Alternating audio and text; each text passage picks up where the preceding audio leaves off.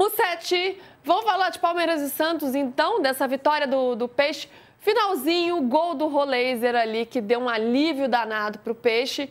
E ali, né, se a gente pensar no primeiro tempo, o Palmeiras não jogou nada, o Santos teve mais oportunidades, mas aí no segundo, depois das mudanças do Abel e tal, o Palmeiras conseguiu melhorar. De qualquer forma, foi um Santos muito mobilizado, né? Um Santos que conseguiu aí com essa vitória que precisava tanto. Pois é, Lu, as 3 vitórias do Vojvoda no comando do Santos são em clássicos. As 3 na Vila Belmiro. São Paulo, Corinthians e Palmeiras. Agora, talvez, é momento de pensar em como o Santos se mobiliza para as demais partidas, né? Contra o Mirassol também precisa ter a mesma postura que teve no clássico. Mas falando desse jogo em si, eu lembro bem do nosso programa de sexta, em que eu trouxe a escalação de quinta-feira e falei que o Santos estava treinando ainda. E o Vojvoda mudou a estratégia. E quando sai a escalação, a torcida não ficou contente na Vila, porque esperava pelo Robinho Júnior, esperava por essa dupla Robinho e Neymar. Mas o Vojvoda opta por um time mais forte fisicamente, com Guilherme e Barreal, que são capazes de fechar a linha de 4 e marcar bastante os pontas. E a expectativa nossa, conversando ali com jornalistas, com os próprios torcedores, era de um primeiro tempo chato, do Santos segurando o jogo ali para que no segundo tempo outros atletas mais técnicos entrassem, como o Robinho Júnior e o Roleiser. Mas não foi o que a gente viu. O primeiro tempo do Santos foi muito bom. Anulou o Palmeiras, que só chegou num erro do Zé Ivaldo, numa finalização do Rafael Veiga, que o Brasão pegou sem muita dificuldade. Foram 11 finalizações a 1. O Santos já poderia ter aberto o placar no primeiro tempo. Teve esse lance do João Schmidt, teve o zagueiro tirando por embaixo da linha, uma chance claríssima do Barreal, o chute do Neymar que desvia no GFT. Foram pelo menos 4 ou 5 chances claras do Santos abrir o placar. A estratégia do Vojvoda funcionou muito bem. Só que para o segundo tempo o Santos volta com o mesmo time e o Palmeiras volta mexido, não apenas em nomes, mas de estrutura. Entraram Flaco e Luigi, mudou ali o Palmeiras, uma dupla de ataque, o sistema de marcação também mudou, o Mikael foi para o lado, volta a ter uma linha de 3. E o Willian Arão não acha mais o Veiga em campo, o Arão cansa, precisa sair, e quando entra o Vitor Hugo e desce o João Schmidt, o Santos perde, mesmo com a entrada do Robinho logo aos 10 do segundo tempo. E o cenário parecia caminhar ou para um 0-0 ou para uma vitória do Palmeiras. O Santos foi se perdendo em campo, o Neymar muito cansado, o Flaco Lopes conseguindo ganhar quase todos os duelos, tem uma bola que a bola passa raspando, daqui a pouco a gente vai ver.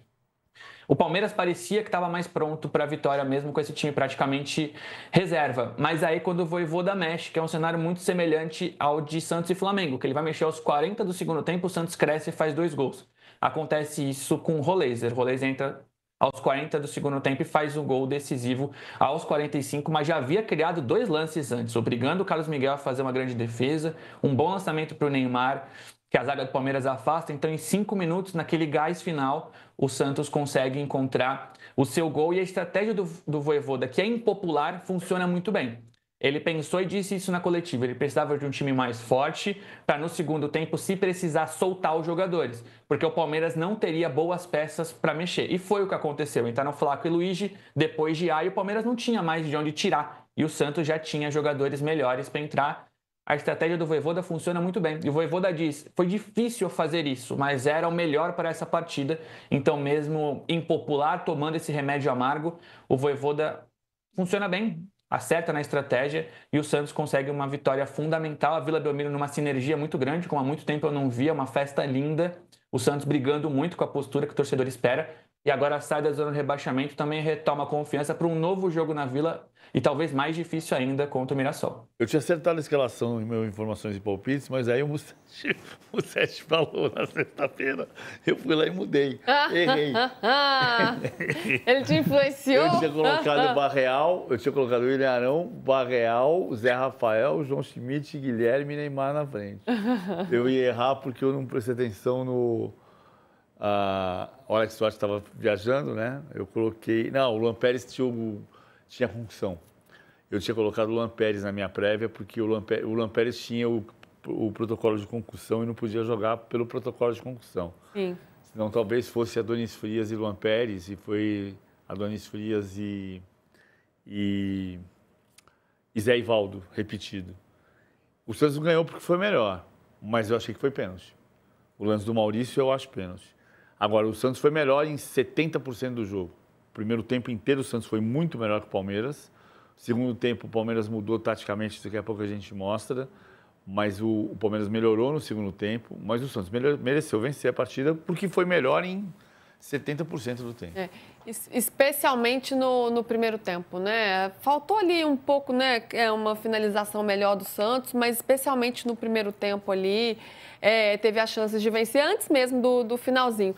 O Mussete falou da estratégia do Vojvoda PVC e a estratégia do Abel. Foi acertada? Dá para colocar na conta dos desfalques mesmo? Ou o Palmeiras deixou a desejar? Eu acho muito louco um pedaço da repercussão da vitória do Santos, não, porque foi uma vitória do Santos, é importante a gente destacar a vitória do Santos sobre o Palmeiras, Sim. Mas o resultado cria em pedaços de torcida do Palmeiras o Abel não dá mais. Cara, tinha 7 desfalques. Já rolou isso? Rolou. Sério? Esse aí eu não cheguei a ver, não. Rolou um pouco, não foi um absurdo, mas rolou um pouco. E que é a história que eu falo, cara. Não adianta você ficar discutindo agora, comemorar a renovação de contrato. Vai renovar o contrato. Mas não adianta comemorar agora, porque se o Palmeiras for vice-campeão brasileiro e vice da Libertadores, vai soar um monte de corneta. E a mesma coisa no Flamengo. Então, calma, devagar com andor. Agora, o Palmeiras tinha muito desfalque. Eu acho que ele fez a lógica da escalação. A escalação do Palmeiras a gente acertou na sexta-feira, com o Bruno Fux de volante, ele jogou de volante. E no segundo tempo, eu acho que ele mexeu bem. Porque o diferencial do Santos era o lado direito com o Barreal e o Igor Vinícius. Para mim, o Igor Vinícius foi o melhor em campo. O Adonis Filha jogou muito bem também. O Neymar jogou bem. O Neymar não jogou mal, mas também não foi um destaque. E o lado direito era muito difícil de marcar, porque o Igor Vinícius vinha em diagonal, ele vinha por dentro. E o Felipe Anderson não acompanhava. Então, o Abel mexeu na estrutura do segundo tempo e por isso também o Palmeiras melhorou. Então, ele interferiu bem no jogo. Uhum. Ô Mussete, PVC falou do Neymar, né? Jogou bem, não foi um destaque. De fato, não foi um protagonista, né? Qual foi a avaliação do próprio Santos, analisando aí o Neymar, jogando 90 minutos, né? Então, também é uma marca importante aí do ponto de vista físico. Daqui a pouco a gente vai falar mais sobre Neymar e seleção, hein, gente? Tem novidade, viu? Tem novidade. Mas qual foi a avaliação da atuação do Neymar nesse jogo? O Santos ficou feliz e aliviado com a atuação do Neymar, que não foi brilhante, né? Teve alguns bons momentos, mas o Santos gostou principalmente da nova postura do Neymar, ou uma postura diferente em relação ao Flamengo. O Neymar não reclamou com a arbitragem. Dava para ver que ele se segurava em alguns momentos, ele até fechava o punho, o Klaus pedindo para mudar a posição da bola, não dando cartão nas primeiras faltas que ele recebeu, e ele se segurava muito para não reclamar com a arbitragem, muito diferente do que fez contra o Flamengo. O Neymar estava pendurado para esse clássico contra o Palmeiras, poderia desfalcar o Mirassol. Ele mudou a postura também em relação aos companheiros. A gente não viu o Neymar reclamando assintosamente com os colegas de time como fez contra o Flamengo. E eu senti que o posicionamento do Neymar também estava diferente. Ele ainda volta algumas vezes para buscar a bola, mas em caso de necessidade. Contra o Flamengo era como se ele pensasse ou falasse em campo: eu não confio em vocês, me deem a bola porque vocês não sabem o que estão fazendo. Para esse jogo contra o Palmeiras ele associou mais, segurou um pouco menos a bola, então ele não foi brilhante, mas juntando tudo isso, que é essa postura anímica e também o posicionamento em campo, o Santos ficou muito feliz com a atuação do Neymar, entende que é daqui para mais, e tem também a questão física. O Neymar sai de campo muito cansado, mancando, mas aguentou 90 minutos depois de 76 dias. Agora o Santos vai avaliar o Neymar para a partida contra o Mirassol, mas a tendência é que ele volte a fazer 90 minutos, como ele teve aquela sequência de 9 jogos como titular até a nova lesão muscular. Então o Neymar não foi brilhante, mas criou algumas boas jogadas e principalmente pela postura o Santos ficou muito feliz com o que viu do seu capitão em campo. Não tomou bronca, né? Depois do que ele fez contra o Flamengo, que não foi nada legal, mas parece que deu uma refletida, né? Não reclamou dos companheiros, da arbitragem, estava um pouco mais pianinho o Neymar nesse jogo aí. Dá para dizer isso? Será que ele deu uma pensada ali depois? Passei do ponto, dei um chilique ali contra o Flamengo. Será que foi isso, Mussete? Ô Lu, eu ouvi lá no Santos que não houve uma bronca institucional, né? Seja do técnico ou do diretor, mas que o Neymar conversa muito com seu pai, o Neymar pai, e que é o Neymar pai o responsável por essas broncas. Ao longo do ano, o Santos sempre transferiu esse tipo de cobrança ao Neymar para o Neymar pai. Isso aconteceu quando o Neymar passou do tom no vestiário contra o Mirassol, quando o Neymar discutiu com o torcedor na Vila no jogo contra o Inter, quando discutiu com torcedores do CRB na eliminação do Santos na Copa do Brasil. Então pode ter rolado essa lavação de roupa suja em família. Mas dentro dos clubes, da estrutura do Santos, isso não ocorreu. Mas, de fato, o que o Neymar mostrou em campo foi o Neymar preocupado. E acho que dá pra gente entender, sim, que ele refletiu. Porque logo no começo ele toma 2 faltas seguidas. E eu tava olhando pro Neymar, assim, atentamente. Falei, ele vai perder a linha. E ele se segurava, frisava os olhos, assim, e voltava. E falou, não reclama, segurava. Então, foi o Neymar chorando no final do jogo, postando nas redes sociais, destacando seus companheiros. E deu para ver também que não teve nenhum problema ali na relação dele com os atletas, né? Todo mundo ali se abraçando no final, postando juntos. Então, acho que aquele episódio contra o Flamengo foi tratado como um acidente de trabalho. Eu sei que o Neymar não é um cara muito fácil e que ele perde a cabeça tranquilamente, né? De forma rápida nos jogos. Já tinha acontecido isso antes. O Wilton Pereira, Sampaio, Santos e Fluminense. O Neymar dá um chute que eu não sei como o Wilton Pereira não expulsou ele. Mas para essa partida, sim, o Neymar pareceu ter refletido. Não teve bronca, mas foi um Neymar bem diferente. Não apenas jogo contra o Flamengo, mas do que vinha sendo o Neymar antes. Inclusive Santos e Fortaleza quando ele entra no segundo tempo.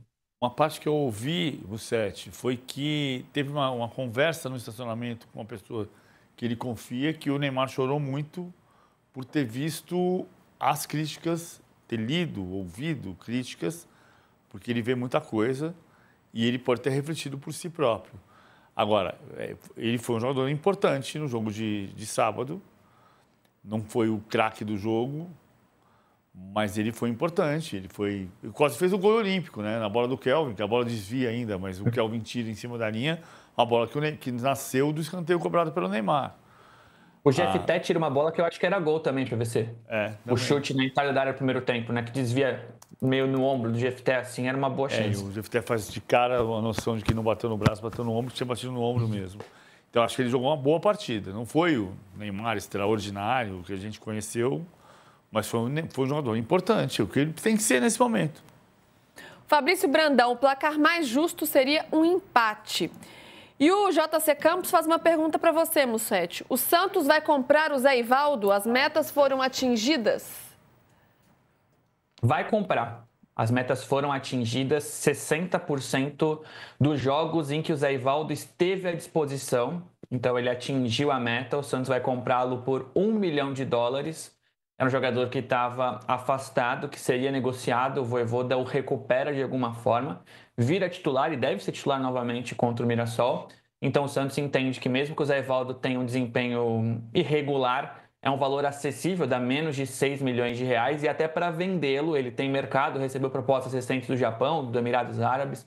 Então, sim, o Santos vai comprá-lo, assim como o Barreal, que está a 2 jogos de atingir a meta do empréstimo ao Cincinnati. Então, são 2 jogadores emprestados com obrigação de compra que o Santos vai garantir, mesmo que não fique na Série A no ano que vem.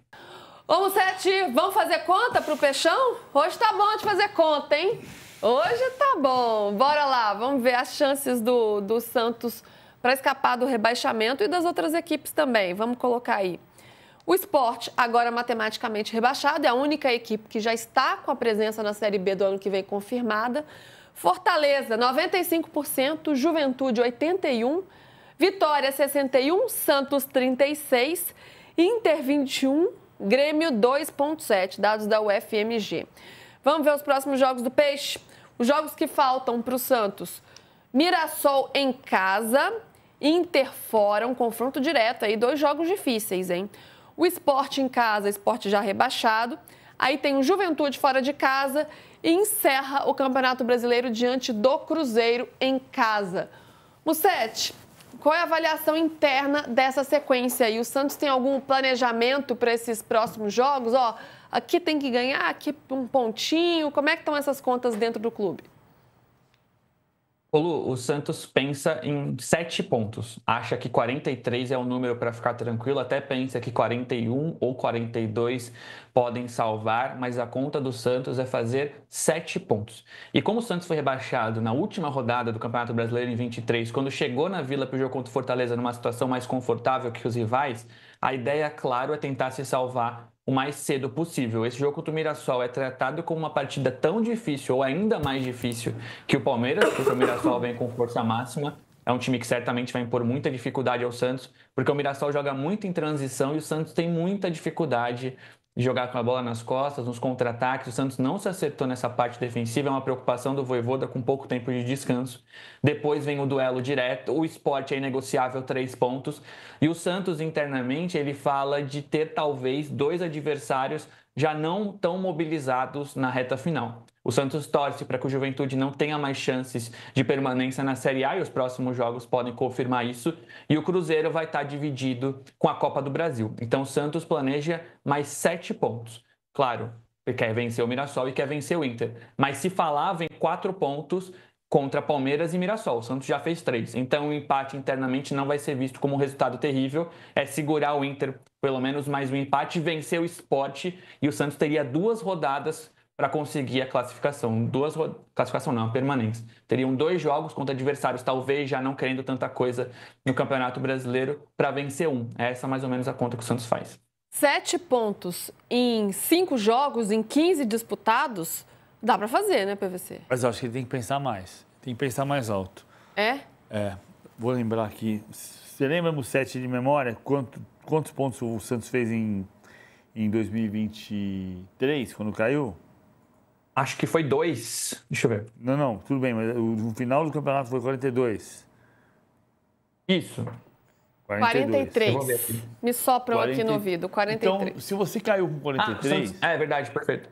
Você não quer correr o risco de fazer 43 e a história se repetir? Os campeonatos são diferentes, ok, mas assim, se você caiu com 43, você tem que mirar 45. Você não pode mirar 43 se você caiu com 43. Porque assim, o Santos em 2023... O Santos vai jogar contra o Internacional, certo? E o Internacional não está bem. Não está bem. O Santos pode ganhar do Internacional. Inclusive pode entrar na zona do rebaixamento, né? Se o Vitória vencer a próxima rodada. Eu acho que tem uma chance muito grande do Inter Palmeiras cair. O Inter tem que olhar muito sério, porque o Inter pode cair. Mas o Santos na campanha de 2023 foi jogar no Beira-Rio e tomou 7-1. Aí você fala, desespero, perdeu 7-1, aí o Santos se recupera. Se recupera do 7-1, ou seja, teve cabeça no lugar para sair do 7-1 e chegar na última rodada fora da zona de rebaixamento. Santos e Fortaleza na Vila Belmiro, o Santos está fora do rebaixamento, não vai cair mais. Caiu com 43. Então eu não posso pensar em 43 nesse momento. Com aquele histórico de 2023, eu tenho que mirar 45 pelo menos. A gente sabe que já teve um time que terminou o campeonato rebaixado com 46. Foi o Fluminense de 2013, que não caiu com 46 por causa de toda a questão do caso Everton com H e André Santos, e o Fluminense escapou do rebaixamento. Não estamos aqui para discutir aquele caso de 12 anos atrás. O Fluminense fez 46 e terminou o campeonato rebaixado. Rebaixado, de fato, o Coritiba caiu com 45 em 2009. Pode cair com 45? Pode, mas é a exceção. Então, mira 45. São 9 pontos para fazer em 15 que vai disputar. Ah, mas eu não consegui fazer os 9 pontos. Isso é outro problema. Acho que tem que mirar alto. É o Santos. E caiu com 43. Tem que ficar esperto, né, gente? A gente está vendo a tabela do Santos aí. Tem confrontos diretos, né? Então, tem jogos que são muito importantes que o Santos pontue. Jogos difíceis também, ó. Mirassol em casa, time muito forte no campeonato. Aí o Inter, o Sport. E na última rodada, você não quer chegar na última rodada dependendo do Cruzeiro, né? O Cruzeiro que está super forte na tabela do Campeonato Brasileiro, que está na 3ª colocação brigando pelo título. Então, é bom resolver a vida antes. E sabe que podia ter tido também, PVC? A prancheta. Mas tem. Então vai ter. A gente voltou. Vamos lá. Semana passada foi a semana sem prancheta. Pois é, a data FIFA, ela fica um pouquinho... Ela descansa também, né, PVC? Ela foi pra praia, inclusive, não foi? Foi. Aqui é o seguinte, ó. A gente tem a linha de 5 atacantes do Santos. O Souza vem pela esquerda, o Guilherme vem um pouco por dentro, os dois invertem. E o Barreal e o Igor Vinícius invertem também. Mas o Igor Vinícius vinha muito na diagonal. E aqui do lado direito, nessa movimentação Barreal e Igor Vinícius, passava muito a dificuldade do Palmeiras e a facilidade do Santos. O Santos criou muito do lado direito. A melhor chance do jogo no primeiro tempo foi a bola que o Barreal entra frente a frente com o Carlos Miguel, bate, o Carlos Miguel tira com o pé. era gol do Santos ali. O Santos foi muito melhor no primeiro tempo. Aí, no segundo tempo, o que o Abel fez? Estou fazendo assim para ficar mais clara a mudança. Ele jogava com saída de jogo com o Bruno Fux de volante, saindo para caçar o Zé Rafael, Murilo e Michael como zagueiros, Jefté como lateral esquerdo. E o Felipe Anderson tinha que vir buscar o Igor Vinícius. No segundo tempo ele inverte e ele faz uma linha de 4 com Kelvin, Murilo, Bruno Fux e Michael. E aí ele pega o Jefté e joga o Jefté como marcador do Igor Vinícius. Ele não fez um 5-3-2, ele fez um 4-4-2 em que o Jefté passou a ser ponta, mas ponta com a obrigação de perseguir individualmente o Igor Vinícius. E resolveu, não porque o Santos teve bons momentos no segundo tempo também, embora o Palmeiras pudesse ter vencido a partida no segundo tempo. O primeiro tempo foi todo do Santos. Mas o Jefté ajudou com essa dobra, Michael e Jefté, melhorou muito a marcação. Foi por isso que o Palmeiras equilibrou o jogo na segunda etapa. Foi por isso que equilibrou o jogo.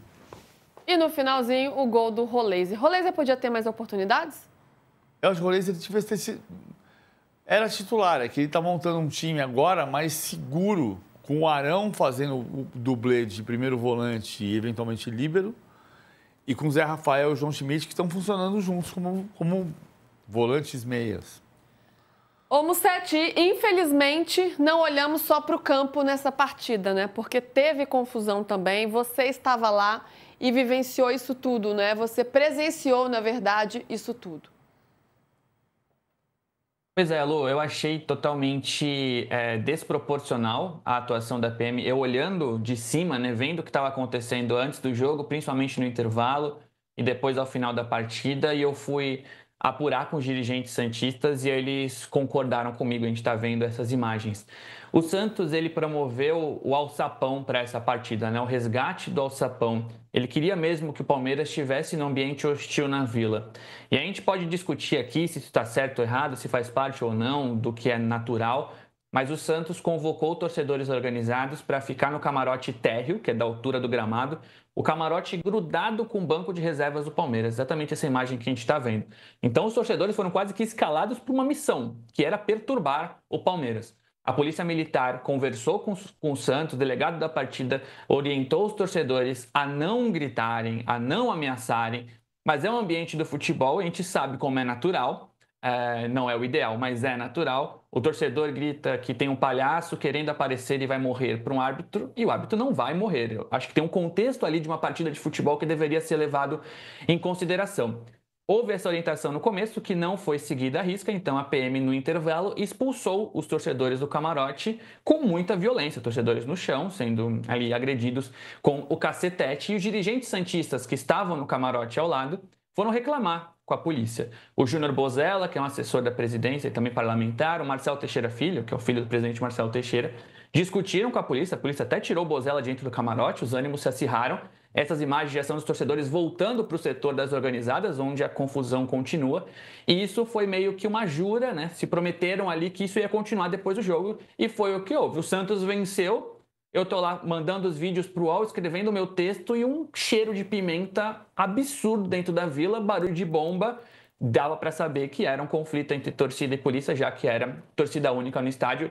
Dito e feito, essa energia, essa raiva, esse conflito que começou no intervalo, continuou ao final da partida, houve confusão lá fora. A polícia militar, com os policiais que eu conversei, alegam que torcedores arremessaram garrafas nos cavalos da polícia, e é por isso que a polícia reagiu. Já o Santos entende que foi uma represália porque os torcedores organizados não respeitaram a orientação da polícia antes de começar o jogo. O presidente Marcelo Teixeira hoje se reuniu com autoridades da polícia, o Santos foi até o batalhão para que se negocie, se discuta uma postura melhor de ambos os lados contra o Mirassol. Talvez o Santos não coloque novamente esses torcedores ao lado do banco de reservas ali do Mirassol, mas o Santos espera um respeito maior da polícia e entende que o seu torcedor, até torcedores comuns na saída, foram violentados de maneira exagerada. Vamos por partes aqui. Eu acho que a polícia não tem o direito de descer o cacetete desse jeito. Eu gosto muito do verso de London, London, do Caetano, que fala sobre a group approaches the policeman, he seems so pleased to please them. Essa música parece uma ilha de diplomacia dos policiais na Londres que o Caetano Veloso viveu em 69, embora não seja absoluta verdade, a polícia londrina também desce o cacetete quando tem que descer. Mas se você chegar para pedir informação para um policial em Londres, você não vai sentir medo. Você não vai sentir medo. Você vai dizer, por gentileza, onde é que fica o Big Ben? E ele vai te instruir como chegar até o lugar. Que é a função, o policial é um funcionário público. Isso eu acho muito importante ter em mente. Agora, vamos lá. O 7, os torcedores que estavam no camarote, têm o camarote? Normalmente vão ao camarote? Compraram o ingresso do camarote? Não. Não. Então tem uma ação que está equivocada da direção do Santos. Por quê? Porque você coloca o torcedor do batalhão de choque da sua torcida para atormentar o vizinho. Sendo que ele não comprou aquele camarote, ele não tem direito àquele camarote, ele foi orientado aí naquele camarote porque você criou uma facilidade para criar uma dificuldade para o adversário. Não, imagina se você tiver todo lugar, em Itaquera, você colocar Gaviões da Fiel, um pedaço de 1.000 pessoas atrás do banco de reservas para ficar gritando coisa e cuspindo no banco de jogo. Cuspindo, mal de dizer, no adversário. Não é o jeito mais civilizado de você receber o visitante. Então, eu acho que tem um erro de todos os lados. Repito, a polícia não é descer o cacetete. Descer o cacetete está errado. Mas a premissa de criar uma hostilidade, a hostilidade para o adversário, não é xingar atrás do banco de reservas. É outra coisa, você criar um ambiente de, ó, galera, é o seguinte, todo mundo vai gritar Santos, Santos, Santos os 90 minutos. E mais, antes também. E depois também. E essa hostilidade do alçapão, que era o alçapão do Santos de Pelé. Não era que você ia para lá, apesar de ter tido o Santos e Peñarol, né? Que foi o Santos, o grande episódio de violência na Vila Belmiro da história, é Santos e Peñarol, que o Santos saiu de campo comemorando um 3-2, era campeão da Libertadores, e no dia seguinte descobriu que o árbitro tinha encerrado o jogo aos 6 minutos do segundo tempo, e na súmula era 2-2, porque a violência tinha ameaçado o árbitro e ele falou, não, acabou o jogo. Por que não acabou o jogo? Porque se eu acabasse o jogo, avisasse que tinha acabado o jogo, eu ia sair morto daqui. Que é a premissa que eu discordo, com todo respeito ao que o Juca escreveu e disse hoje, todo o meu amor pelo Juca Kfouri, meu mestre, cara, você não pode marcar ou não marcar um pênalti porque a torcida vai descer para quebrar tudo. Não pode ser essa a premissa. Você não vai marcar o pênalti porque não foi pênalti. Perfeito. É, gente, lamentável, né?